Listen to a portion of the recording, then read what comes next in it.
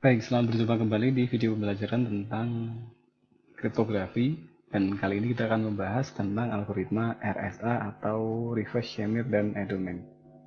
Ya, nama RSA diambil dari ketiga nama penemunya, yaitu Reverse, Eddie Shamir, dan Edelman.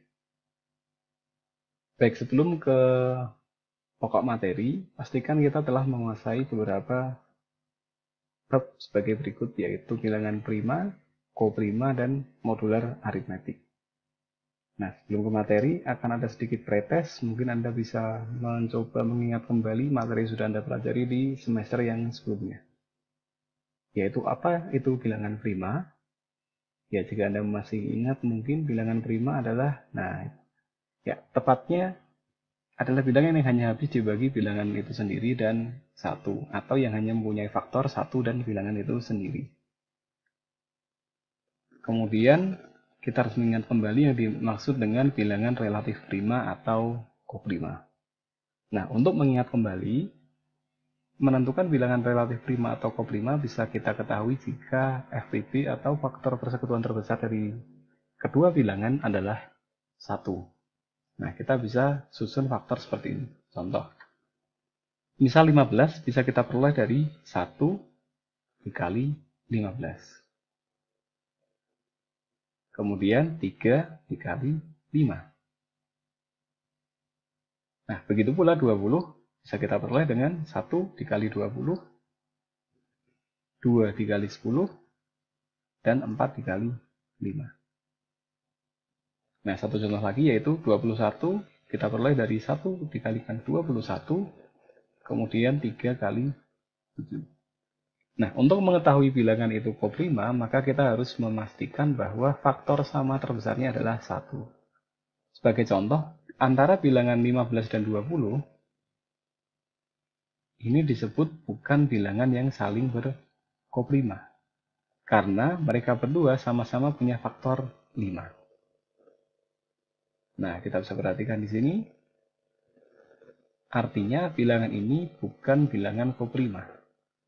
Karena 15 dan 20 sama-sama memiliki faktor terbesarnya adalah 5. Faktor sama terbesarnya adalah 5. Atau dalam bahasa yang lebih mudah, sama-sama memiliki faktor 5. Yang mana 5 itu lebih besar daripada 1. Baik, kita ambil contoh yang berikutnya. Misalkan 15 dan 21. Kita bisa lihat ada faktor sama 1 ya, pasti. Kemudian 3. Nah, di sini juga dia disebut bukan bilangan yang koprima. Karena mempunyai faktor sama, terbesarnya adalah 3. Nah, lalu bagaimana dengan 20 dan 21? Kita lihat tidak ada faktor yang sama, selain 1. Nah, maka kita bisa ambil kesimpulan bahwa 20 koprima terhadap 21. Nah, lalu bagaimana dengan 6 dan 9, 8 dan 15? Nah, di antara dua pasangan ini ada satu yang berkoprima dan ada satu yang tidak berkoprima. Nah, silahkan Anda bisa coba faktorkan sendiri, kemudian tentukan mana yang merupakan pasangan bilangan koprima atau relatif prima. Nah, satu lagi yang perlu kita pahami yaitu tentang operasi modular aritmetik atau operasi matematika entah kali bagi tambah kurang pangkat di dalam batasan modulus atau di dalam rentang modulus. Kita ambil contoh. Untuk menentukan bilangan 11 pangkat 1 mod 13, tentu kita akan sangat mudah karena sama dengan 11 modulus 13. Karena bilangannya lebih kecil dari pembaginya, maka kita bisa langsung tuliskan di sini. Ya, pasti hasilnya sama dengan 11. Lalu bagaimana dengan 11 pangkat 2? Nah, kita akan langsung memangkatkan misalkan 11 pangkat 2, 121. Kemudian kita modulus dengan 13. Nah, di sini mungkin kita masih bisa hitung. Lalu bagaimana ketika pangkatnya begitu besar? Apakah solusinya hanya dengan menggunakan kalkulator? Nah, lalu bagaimana jika pangkatnya sangat-sangat besar atau terlampau besar sehingga di luar daripada jangkauan perangkat kita. Nah, disinilah kita bisa memisahkan pangkat ini menjadi bilangan yang lebih kecil untuk lebih mudah diselesaikan. Kita langsung ambil contoh berikut. Nah, di dalam bentuk operasi dengan rentang modulus, ya, atau modular aritmetik, ada bentuk seperti ini. Jika ada X, pangkat A plus B, maka kita bisa pisahkan X pangkat A dengan X pangkat B. Contoh di sini, misalkan 11 pangkat 4, maka 4 bisa kita pisahkan 2 plus 2, modulus 13 misal. Nah, sehingga kita bisa peroleh nilainya adalah 11 pangkat 2 modulus 13 dikalikan dengan 11 pangkat 2 modulus 13, kemudian selesai kita modulus lagi dengan 13. Mungkin ketika kita perhatikan secara bentuk ini agak panjang, namun ketika sudah kita pahami dan kita aplikasikan akan sangat-sangat mudah. Oke, kita ambil contoh berikut. Ya, supaya fokus kita ke dua nilai berikut. 11 pangkat 1, di sini 1 memang sengaja kita tuliskan untuk memperhatikan nilai pangkat dalam rentang modulus berikut. 11 pangkat 1 modulus 13 sama dengan 11 modulus 13 sama dengan 11. Kemudian bagaimana dengan 11 pangkat 2 modulus 13? Kita bisa langsung kalikan 11 kali 11 modulus 13. Hasilnya adalah 121 modulus 13. 13 kita kalikan dengan 9, mendapatkan nilai 117. Sehingga sisanya adalah 4.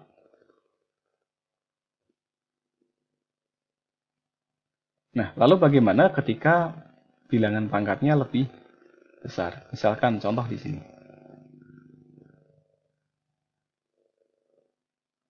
Sebelas pangkat 4 modulus 13, ingat ada bentuk A plus B. 4 ini bisa kita pisahkan ke pangkat yang sebaiknya sudah kita ketahui hasilnya. Contoh 4 bisa kita pisahkan ke 2 tambah 2. Mengapa? Karena 11 pangkat 2 sudah kita selesaikan, nilainya adalah 4. 11 pangkat 2 modulus 13 hasilnya 4. Maka 4 ini sebaiknya kita pecahkan menjadi 2 tambah 2. Sehingga kita bisa selesaikan dengan bentuk seperti ini. 11 pangkat 2 mod 13. Ya, 2, di sini 2. Dikalikan, karena di sini ada pemecahan pangkat, dengan 11 pangkat 2 mod 13 lagi. Nah, hasil ini kan sudah kita ketahui nih.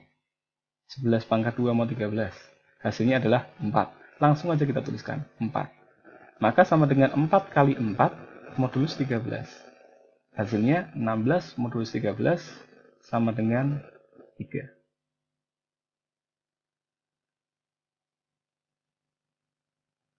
Baik, lalu bagaimana dengan pangkat yang lebih besar, 8 dan 12?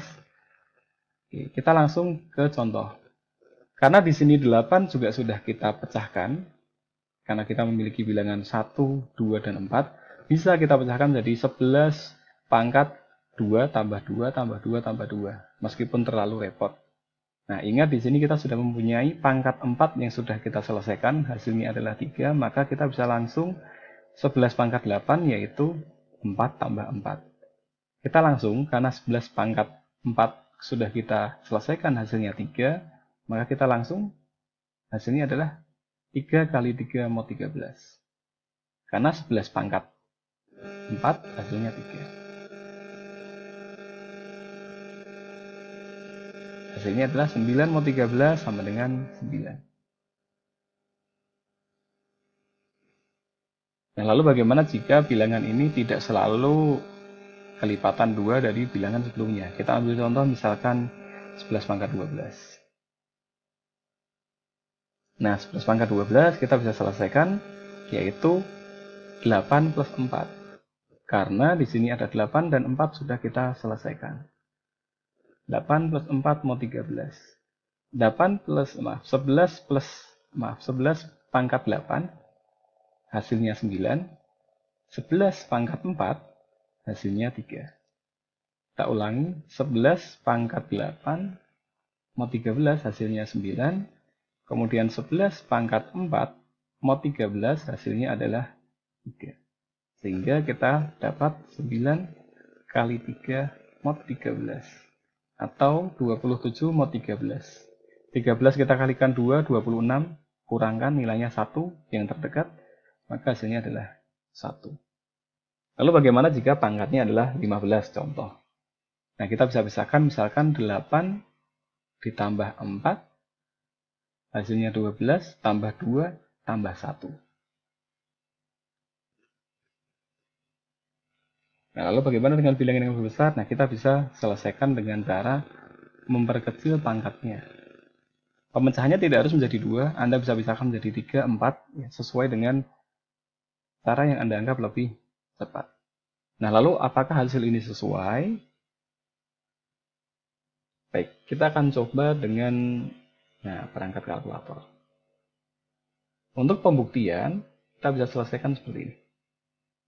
Ya, tentu tidak ada masalah ketika kita langsung selesaikan 11 pangkat 2. Hasilnya adalah 121, kemudian kita modulus dengan 13. Ya, hasilnya adalah 4.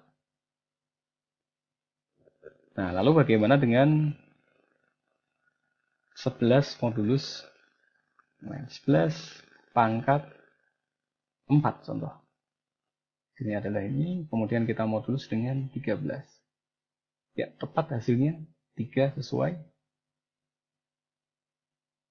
Kita coba lagi, 11 pangkat 8.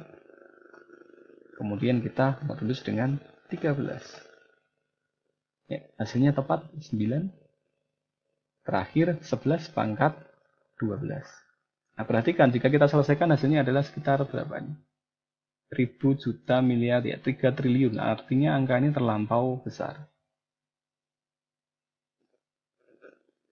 Kemudian kita selesaikan modulus 13. Ya, hasilnya adalah 1. Tepat.